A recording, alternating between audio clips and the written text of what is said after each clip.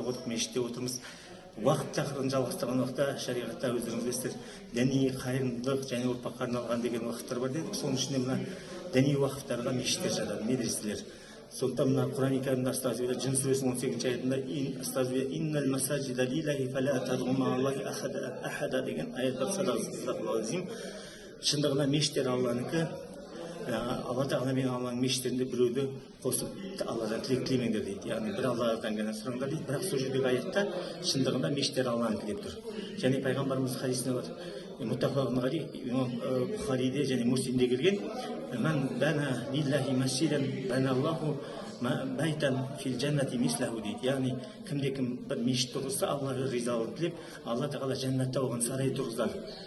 Соған ұқсас дейді. Алла Тағала сондай нәсіп етті. Яғни бұл жерлерде біз көретініміз мешіттер Алланікі.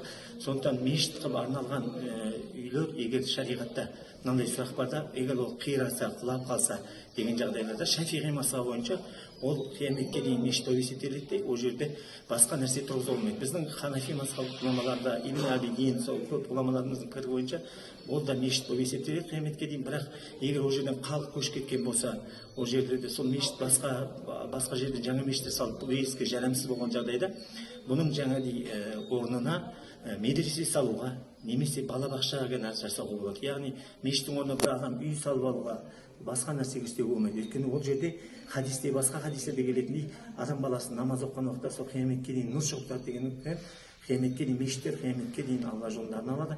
Сондықтан Алла Тағала осы мешіттің дүниесін тек қана мешітке ғана пайдаланады. Және мысалы бұзылып қалған кірпіштерде көзқарастар көп. Ғұламаларда біреу айтады, жаңадан салған мешітке қолдансын дейді. Кейбіреу айтады, жоқ, ол жерде көп тұрып қалатын болса, бұзылуға ұшырайтын болса, басқа мешітке беруге болады деген көзқарастар бар. Сондықтан мешіт деген Алланың мүлкі. Кезінде мына